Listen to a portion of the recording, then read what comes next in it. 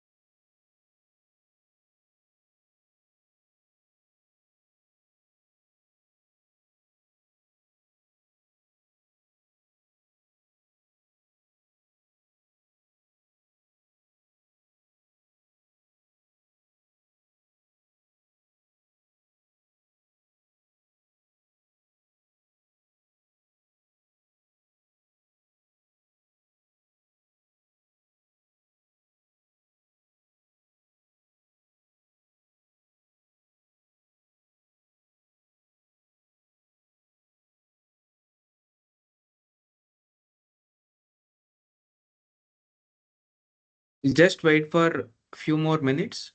Uh, Please be patient, and we have not yet started the meeting.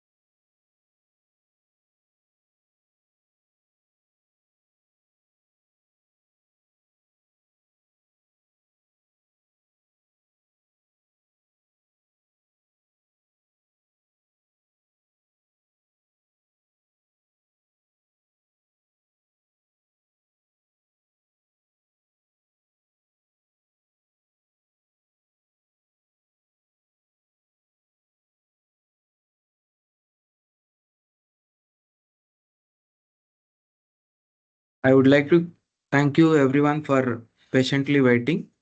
Now I want to introduce the speaker Namrata Mittal to everyone. Good evening, everyone. On behalf of Healthbox, I would like to extend a warm welcome to all of you joining us for today's webinar, Pre-Budget Market Outlook. This session is designed to provide valuable insights into the global macroeconomic trends of 2024 and the potential implications of 2025 and the road ahead as we approach Indian Union budget announcement, which is on February 1st. Today, we are honored to have Namrata Mittal. She is a chief economist with SBI Mutual Funds, guide us through this webinar, and she has over 14 years of rich experience in the industry, and she is a seasoned expert in the field of economics and financial markets. Namrata joined SBI Mutual Funds in the year 2014, where she has been instrumental in providing economic insights and driving research initiatives for them. Before this, she served as a consultant at the Department of Economic Affairs, Ministry of Finance, India, where she worked on a wide array of projects in a different capacities. She also worked with HSBC, where she contributed to tracking and analyzing Southeast Asian economies. Academically, she holds the master degree in economics from the prestigious Delhi School of Economics and a bachelor degree from Hansraj College, University, Delhi, a testament to her strong academic foundation, deep understanding of economic principles. Today, she will be sharing her expert perspective on the current global and domestic economic landscape, helping us to understand what to anticipate in the coming year. Her insights will be invaluable as we gear up for the union budget and its potential impact on India's financial trajectory. We are excited to have you all here, and we are confident that you will find a way, find today's session both enlightening and impactful. Please post your queries or questions in the chat window. We'll try to address all of them in the at the end of the session. Uh, Thank you. Uh, Handing over to Namrata. Namrata, you're welcome. Hello, good evening, everyone. Um, Thank you for having me. My objective through this session would be to take a quick recap of how the asset classes have performed during the last year, as well as to lay some of the macroeconomic backdrop just before we head into 2025 union budget. So, what are the challenges or positives that the government has before it plates down its budget? And also a very key role that would be played by in the macro angle or the market angle is the what is happening on the US front with regards to all the social media tweets that we get about what Trump is going to do. How should you summarize it? And yes, the expectations that we have from the budget, and how do we see the market ahead. So let us start with that.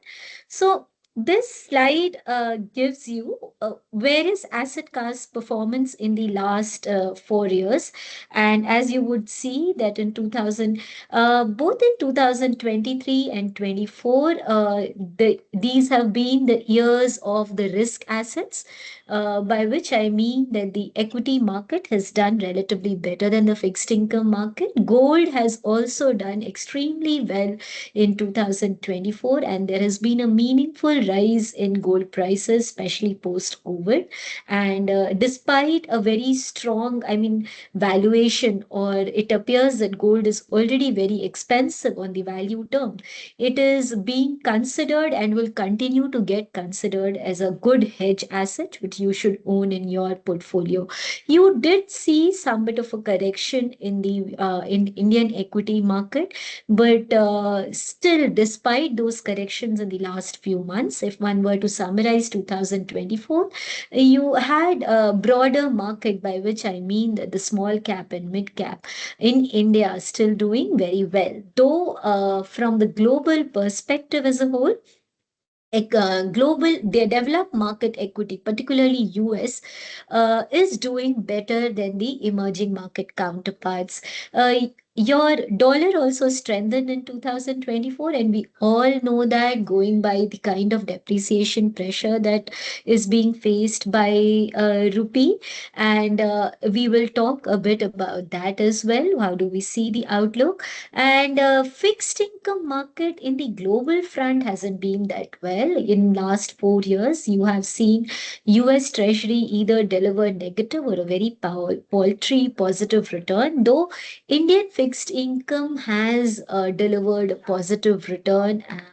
In 2024, your yields have come down. So, in a way, we say that the risk premium that is getting commanded by the emerging markets is relatively it's shrinking, because you have a relatively better macroeconomic fundamentals in the emerging market. Okay, so now let me touch a bit on the Indian market.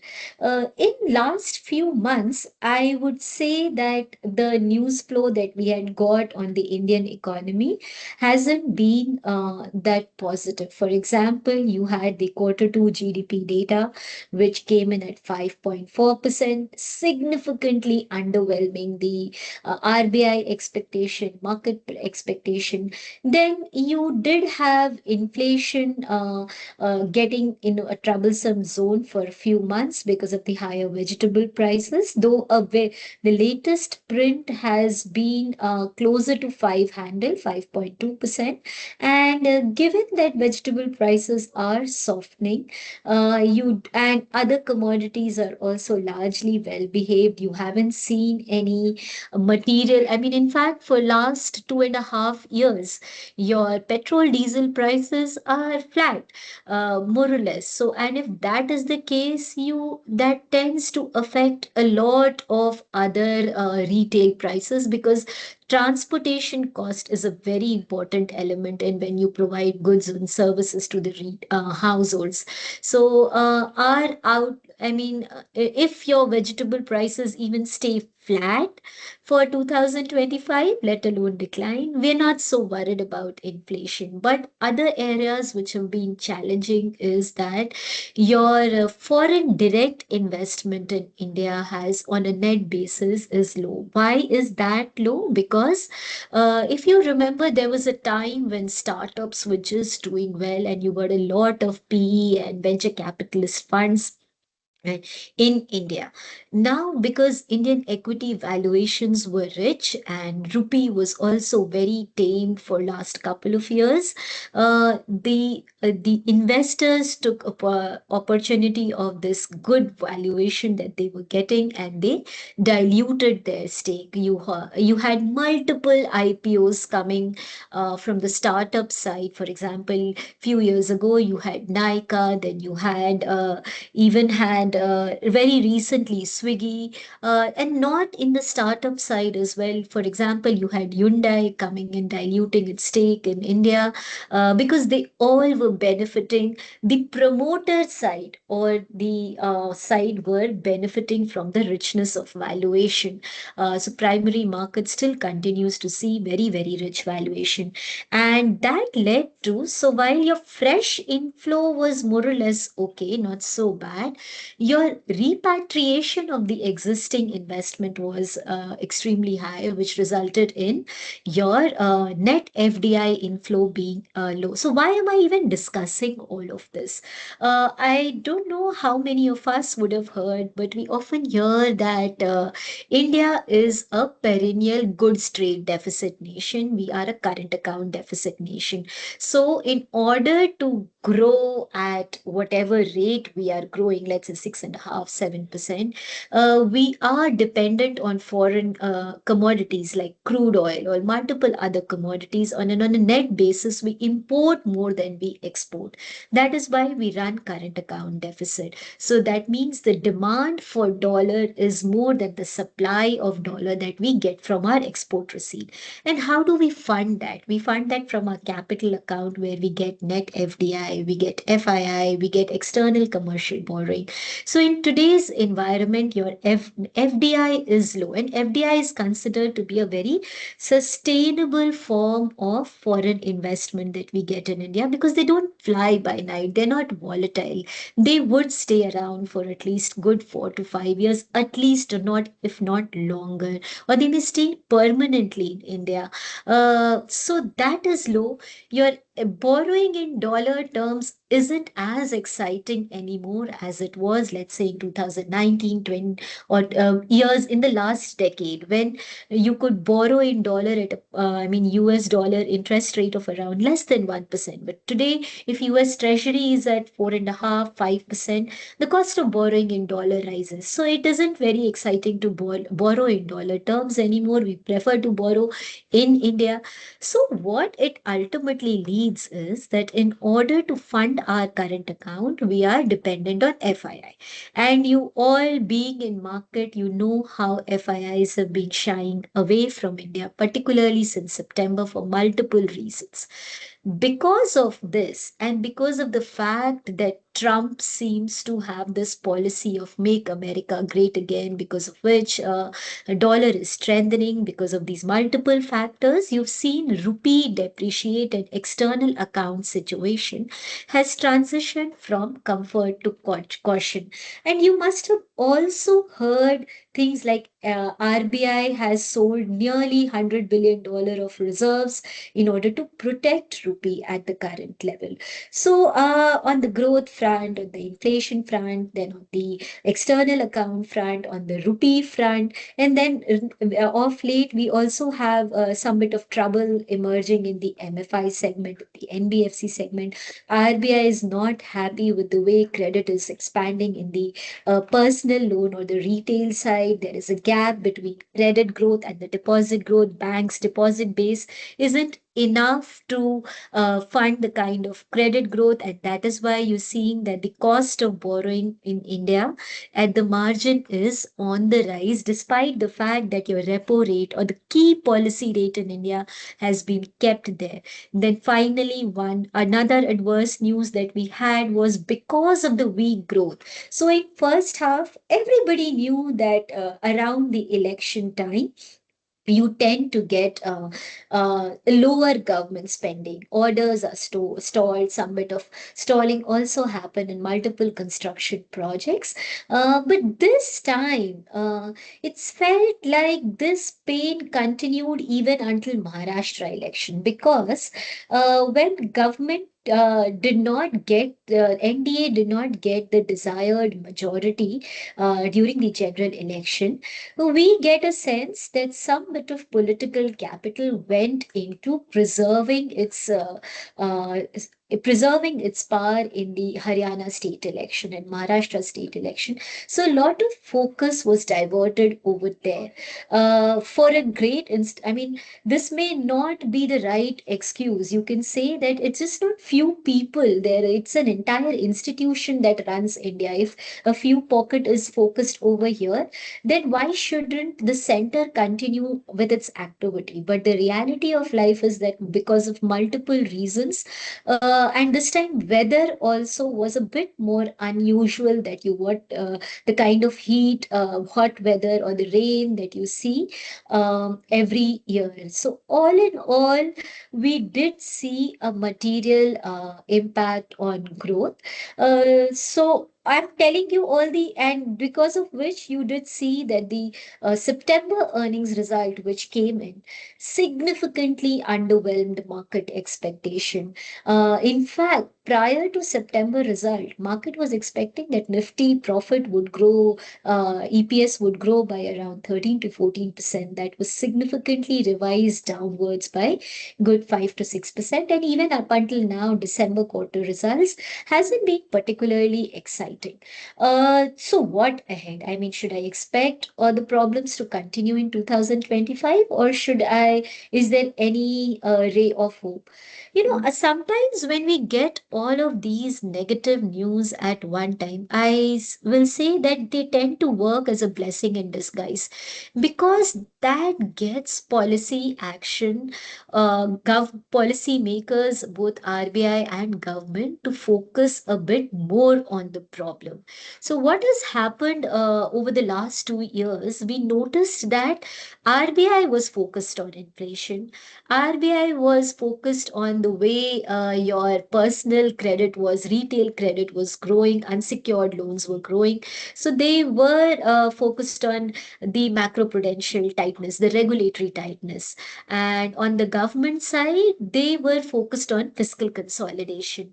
Every year, you saw a fiscal deficit as a percentage of GDP come down by good zero point 0.8 to zero point 0.9 percentage point in last 2 years. They were focused on tax buoyancy. You had July come up with a strong changes to the capital gain tax.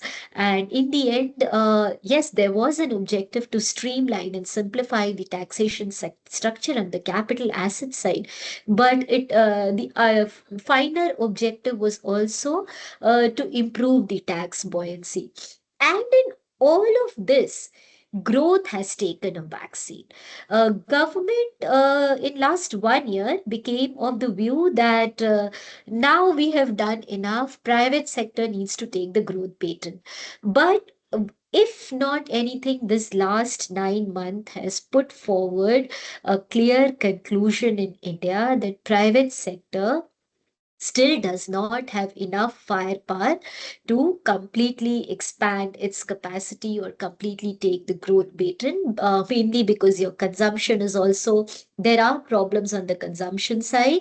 And if the growth falters, it starts to affect government revenue as well.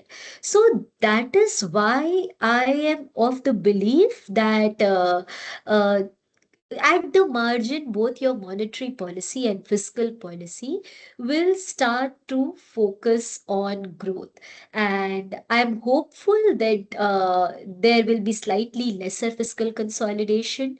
You could see a good liquidity support to the banking system, which could ease some bit of a pressure on the short-term cost of borrowings.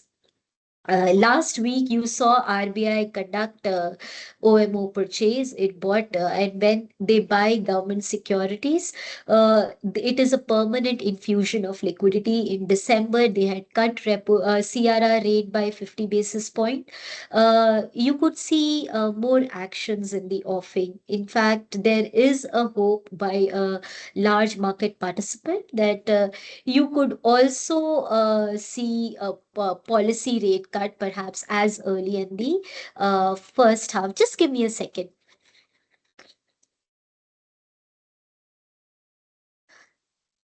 Yeah. With that backdrop, and also ahead of this budget, the hopes that are there is, I am sure you being all strong macro enthusiast, market enthusiasts, many of you would already know the expectations that are doing the rounds ahead of the 2025 union budget. But I would just like to lay down some of them. There is a strong expectation that government would do something on the personal income tax front, so that the people in the mass middle class bucket, that means people in the bucket where they earn income anywhere between 10 to 30 lakh, get a better the reduced tax incidence on them, so that their spending power improves. And this should be the focus point, that because you in India, what happens is government runs plethora of schemes for the lower income class. For example, you have MG Narega, you have free food grain distribution, you have Ayushman Bharat crop insurance scheme, where income transfer schemes for women and farmers, and various other social security net.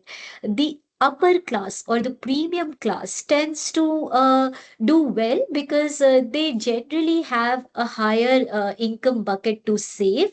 And in the last few years, when your real estate prices have gone up a bit, your equity market has done well, they tend to have a better wealth effect. It is the middle class which are salaried or which have higher tax incidences. So ideally, and consumption today is the weakest link in India. In fact, if I could show one graph over here, uh, for example, if you would see on the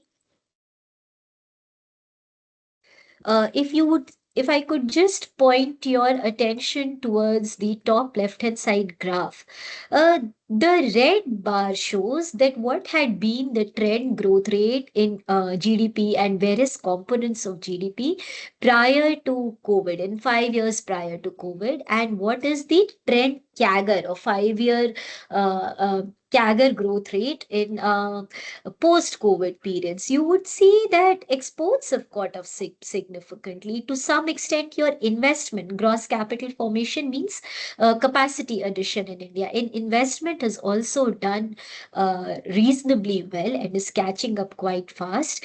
It is the household spending in the real terms, which and government revenue expenditure, which has been the weakest link and has affected the growth. And in fact, in the recent times, especially in the last 4 to 5 quarters, if I sum up the net sales which are being reported by all the consumer-oriented companies, they have been pretty weak. And the problem goes sort of compounded by the changing wallet share. For example, people are moving. So you will always have within the consumer space also, you will always have few pockets which are doing well. For example, today your hotels are doing really well, your quick service restaurants are doing well, your jewelry segment is doing well because they are benefiting from increased wallet share, whereas areas healthcare is doing well, hospitals they are doing well. But for example, if FMCG, auto, they are seeing a reduced wallet share. So problems do get, I mean, while overall consumer spending is low, the problems get compounded by the changing spending habits as well. But all in all, we do feel that the government needs to lay. So see, in any economy, which are the three areas of demand? You consumers can demand, you can have demand from export, or you can have demand from government infrastructure focus. And when your top line, any company, if it will see a good top line, if it will see a good asset utilization, that is when it will start to expand. It will also start to expand if the nature of economy is changing, by which I mean that, for example, you're transiting away from traditional IC engine runs auto to your electric vehicles. So you're seeing a capacity expansion in the auto space. For example, data centers are becoming important. So you're seeing a capacity expansion in data center. For example, the power demand is very good, and you do realize that transmission is a very big challenge right now. So you are seeing transmission capacity getting set up. But in many other pockets, you don't see a commensurate demand. So perhaps that is why you don't have private sector will take capex. Today corporates are balance sheet ready, but they will start to undertake capex only when they see a very aggressive top line. And that is where your problem in India is. You will see that your top line has been in the low single digit for some time, and that's a problem in presently. So, sorry, I don't have that slide over here, but for good 6 to 7 quarters, we have a very single digit kind of a net sales in India. So there is a need to focus on growth, and that is where we expect government to do. But I wouldn't get overly exciting. Had it been my wish list, this is the recommendation that had gone to the government as well, that for about a year perhaps you should forget fiscal consolidation, stick to 4.9% of GDP, because world over, the world is, I mean, even US is not so focused on fiscal consolidation. So why should we hurry in India? The global dynamics has changed. But I do suspect that you could not see such aggressive call. We could still go to 4.6, 4.5, or 4.7, any such thing. And if you are targeting fiscal consolidation, the maths tell us that you might not get a very strong expenditure growth out of the union budget. So These are two contradictory expectations. I am just laying down the facts before you. We will just get to know which side the government leans in the on this Saturday. But if at all they have to support growth, perhaps they need to take a stronger call on the fiscal side. But some bit of expectation is there on the personal income tax. There is also an expectation that maybe they will announce the layout of the committee for 8th pay commission and provide some budgetary allocation for an interim increase in the pay for government salaries. It is actually the pay commission, 8th pay commission is due from 1st of January 2026, but the committee has not been formed for a final, but some interim version can come. There is also an expectation that the concessional manufacturing tax that was there, 15% for new manufacturing unit, that could get extended. There's an expectation something on the similar lines could come for the services sector as well. And there are there are expectation of some sort of partial rollout of the direct tax code. There we do not expect any adverse changes to the capital gain tax. It's just like what had happened in the July budget. Though a very long representation has also gone to reconsider the kind of tax treatment the debt mutual fund gets. I am not so sure if that will happen. Your capital expenditure allocation could stay anywhere between 11 to 12 lakh crore. There is also an expectation that MG Narega, your PM Kisan, which had been kept at 6,000 per annum for farmers from 2019 onwards for good 5 6 years, that could perhaps get increased a bit, though I still doubt that will it will they do it now or will they wait for the final? I mean, they would do it closer to the next round of general election. And so from the fixed, I don't know how many of you are from the fixed income side. In all probability, fixed income GSEC supply is going to be on the favorable side. We do not expect any material rise in the overall bond supply. So this was at the margin, I am still positive on India's macro outlook, and I do okay. I On the rupee front, I had told that we will discuss it later. See, rupee hasn't depreciated as much as the other emerging market currencies have done.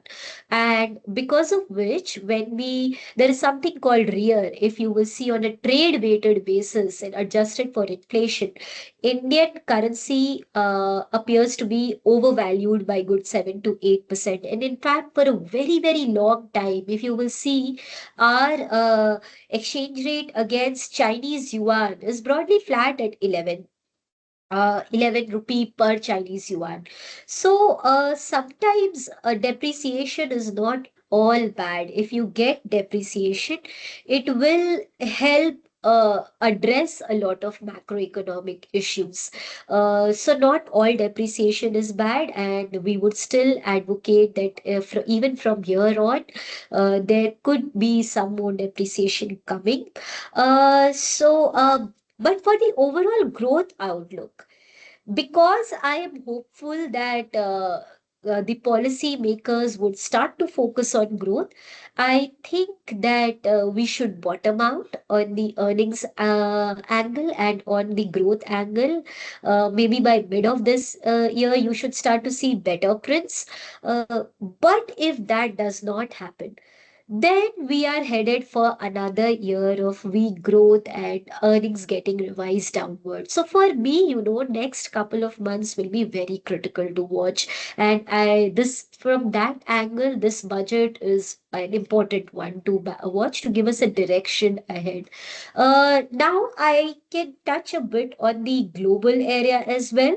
On the global front, uh, there, when you have to summarize Trump's policy, you have to, there are 4 to 5 areas which he focuses on. He wants to make America great again, but how does he want to do it? He thinks that there is a lot of trade imbalances. China's industrial policy had allowed it to push the Chinese good all over the world and at the expense of US manufacturers. And China, during his Trump first presidency, he was directly targeting China, but now he understands that the country has learned to bypass this by increasing investment in countries like Vietnam, Mexico. He's not only targeting China this time, he's also targeting China's allies, so to say, who get favored investment from China so that these goods can then find its way into US. So tariff is one of the area that he wants to address. He wants to reduce the trade balance. Then he wants to have deport the illegal immigrants. He wants to deregulate. He wants to have tax cuts, but he also wants to have spending cuts. See, I will broadly say this that so far people have viewed Trump's policy in one direction, that it can be inflationary, it can be pro growth, but it can also be inflationary. And hence, they are expecting the quantum of rate cuts that were expected out of the US Fed has been revised downwards. But the bottom line, I mean, I can take more of this in the question and answers depending on interest. But the bottom line that I would want to say that not all of the Trump's policies are inflationary. So perhaps because of this, you could see that dollar stabilizing at the current levels, and perhaps US yields also not surprising on the higher side any further.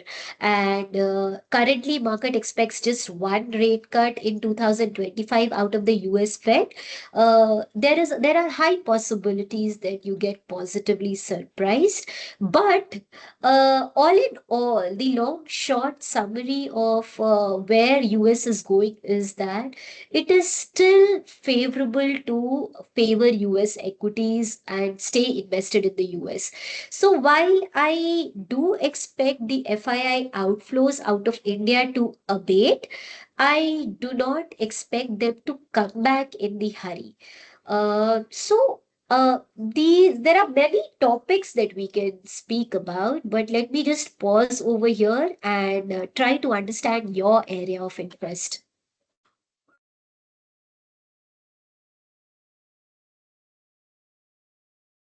Yeah, Anil, if you want, we can take question and answers from here.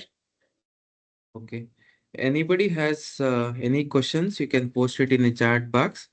We'll try to address it.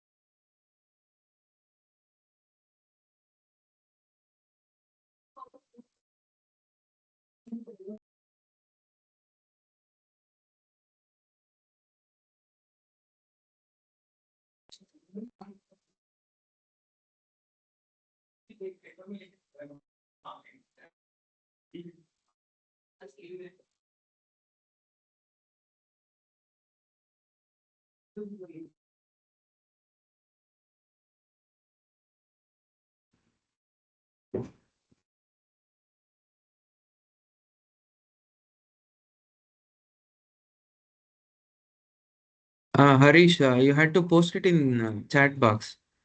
I am able to see you have some questions.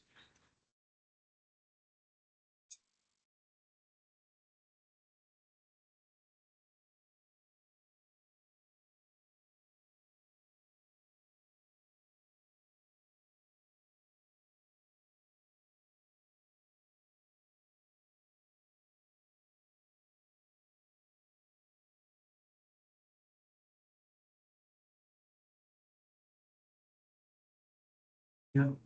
Yeah, Harish, now you can speak.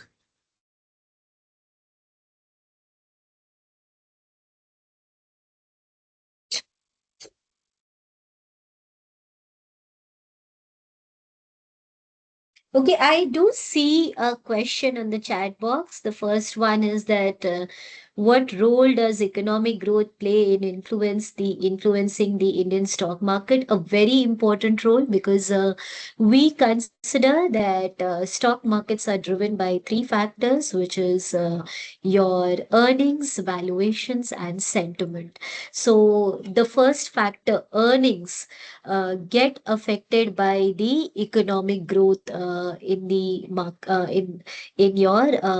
in your country. So as of now, if you remember, I told that the one of the concerns that have emerged is that the top lines are not very attractive over the last couple of years, especially post COVID. The companies have tried to do a cost rationalization, which had led them to, and there had been, just right after the Ukraine war, there had been some bit of a commodity tailwinds also, which helped to improve the profit margins. But going forward, if your earnings have to be in the double digit, let's say 13 to 14%, which market, or today I think 16%, which is expected for Nifty for FY26, for that the top line is very important. Then the second question is that how does changes in India's GDP growth rate impact investor sentiment in the stock market? So, in a way, both of it is related because when your earnings turn out to be lower than expected, then you tend to, so your market is P by E valuations into earnings, right? So your Indian market valuations have corrected of late, but they are still expensive. But then the other factor is earnings. So earnings get impacted by GDP growth rate, and if growth rates, I mean, that is one reason apart from the US angle, the underwhelming of earnings outcome in the last September quarter was also one factor to adversely affect the investor sentiment. Can the stock market be considered a barometer of economic health? Why or why not? To an extent, it can be, but then again, it is related. Uh, see, it ultimately it is, there can be earnings as one angle, but sometimes you can overly be very optimistic about India's future, and then you may start to command a very high valuations. So it is, stock market is not only a barometer of current or the past health, it is also a barometer of what you consider your future health could be. So sometimes and market or the expectations don't always run at a fair value. You could go always, or you could go overboard either on the positivity side or on the negativity side also. You never stay just at the fair value. So you can get overly optimistic and start giving a very high valuation to every sector, and hence even if your earnings or growth may not come by, your market could continue to rally. For example, another thing that is happening in India is that the financialization of savings and increased retail participation in the equity market, because there's one angle which the retailers have now kind of understood that the difference between the returns that you get on FD or any government schemes and the equity market. And sometimes, these are chicken and egg problem.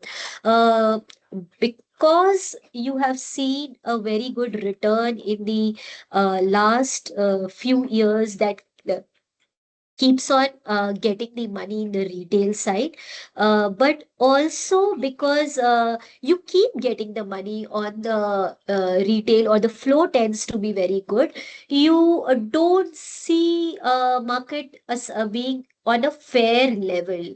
The corrections tend to be lesser than what the fundamentals would have warranted. So even though flow of funds is considered to be a secondary variable to affect the stock market, their influence also tends the market to deviate from the true economic health. How has the India stock market performed during the period of high economic growth? They have done phenomenally well, which is I would say high economic growth was during 2004 to 2008, and all of you who would have stayed in the market at that time would know the kind of returns and the multi-baggers that you got during those period. The current fall in stock market has any relation to Trump effect? Yes, it does have, which is what I discussed, that Trump's promises are being considered to be pro-US growth, and that is why foreign investors have started to favor US equity. Sorry, uh, US equities are getting favored. You're seeing an FII outflow out of India. So that is also one of the factor which is leading to weakness in the current market. So that is what I told you, that I do expect that this outflow would abate. I don't expect it to reverse into an inflow anytime soon, but I do expect that sometimes, what we say is buy the rumor, sell the news, or something like that. So, as you would have seen, the day Trump sworn to presidency and the day he made his first speech, market kind of felt that perhaps he may not be as strong on some of the tariff that he was saying and all those. So dollar corrected by from 109, DXY went from 109 to 108. So we have seen that on multiple times that market tends to expect that everything that can go wrong will go wrong, or everything and they tend to go into extremes, and a lot of these things can tend to stabilize or correct. Considering the FII exiting the country and rupee devaluating, what is the projection of the stock market rallying around instead of continuing to tank? Uh, so I could just say that there is we are still cautious on Indian equity.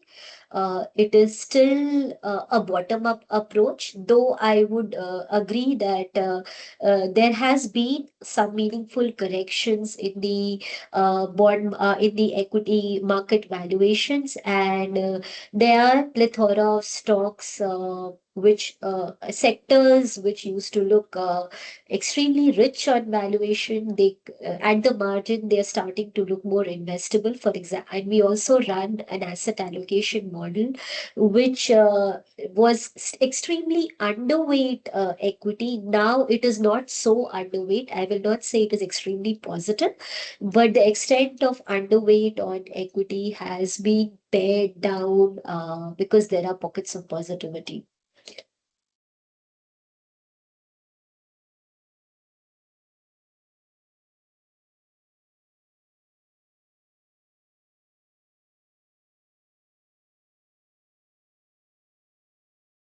Any more questions?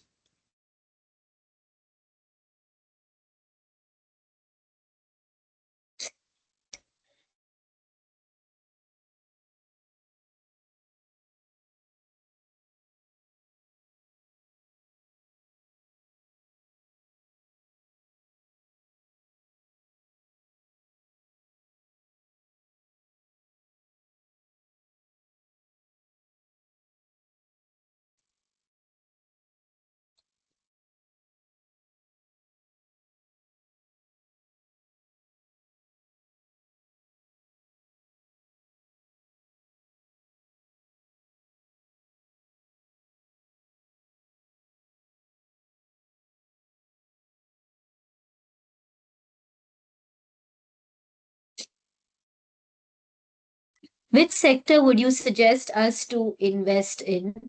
Um, so I mean, at the current point in time, the healthcare sector looks good. At the margin, the financial sector also looks to be relatively better placed in terms of valuations. IT also, the kind of negativity that was there, it seems to be adjusting. But what I have realized is that the sector call, more than the sector call, it has become a more of a bottom-up story right now. You will always find that there are few stocks, uh, in a few pockets in every sector, which looks more investable than taking a broader macro top-down call from a sectoral angle. And I'm finding that to be relatively a better call than going all out. For example, I don't see, for example, 2, 3 years ago, right after COVID, it just felt to go all out on metals on the commodity space. Today, you don't see such, I mean, energy is, of course, transmission is one space which is going to see material capex and expansion potential. There is real transmission shortage in India. So maybe that can be one sector, but it's become whenever we do internal discussions, we have realized it's more of a stock specific story right now.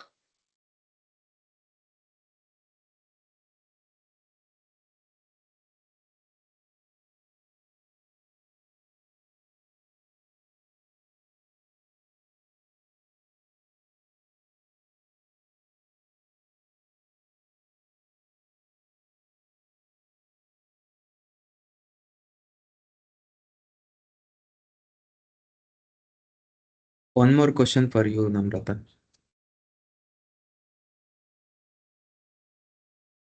Sorry, I can't read it. Somehow Yeah, it's not your there on view my on window. gold Would you want? investment. Your Uh, view so on gold investment. Yeah, so I am positive on gold as an investment.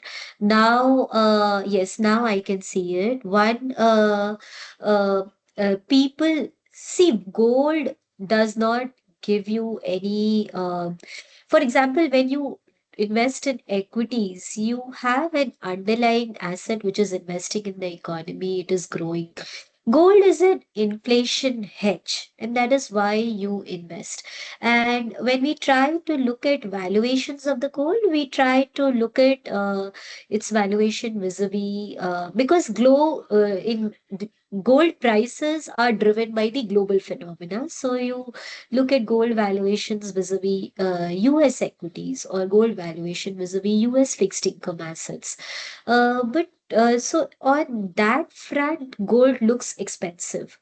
And historically, there used to be this correlation that whenever you getting positive on dollar, you don't invest in gold, and whenever you're getting positive on real yields in the US Treasury, you don't invest in golds. But in recent times, especially post COVID, those correlations have been broken, and there is some bit of a change in the fundamental at the margin, which has happened, especially post the Russia-Ukraine war, which is that people are central bankers across the emerging market nations, when they saw the Russian foreign reserves getting froze, at the margin, they are diversifying their treasury book towards gold as well. We're also seeing that in India. In India, the buying of physical gold by the RBI has been on the rise at the margin.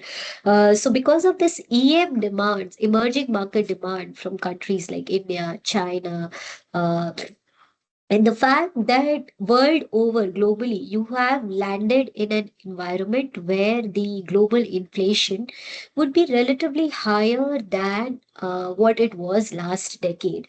Geopolitical risks are also at the rise, and in such a situation, it appears that gold is a good portfolio hedge to have despite the richness and valuations that it commands. So I wouldn't say to go all out on gold, but let's say if you are investing 100 rupees, maybe a good 15 to 20% of it should also be invested in the physical assets like gold and silver.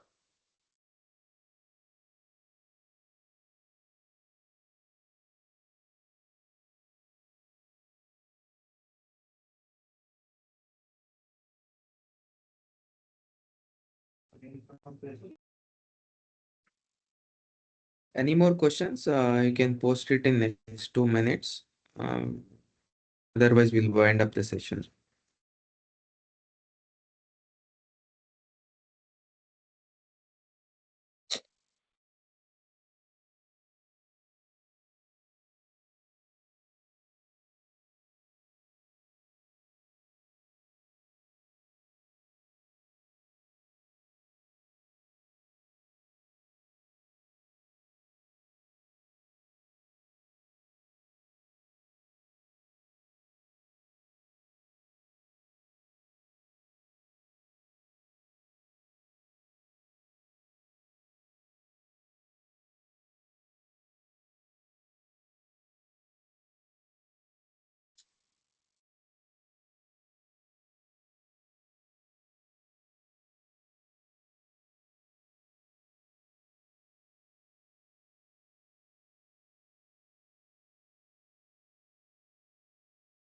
Thank you, Namrata, for your precious time and uh, providing the detailed insight of Indian economy and global economies. Thank you all for your taking out your time and attending the session. Thank you. Thank you so much. Thank you. Have a good evening. Yeah, thank you. Bye.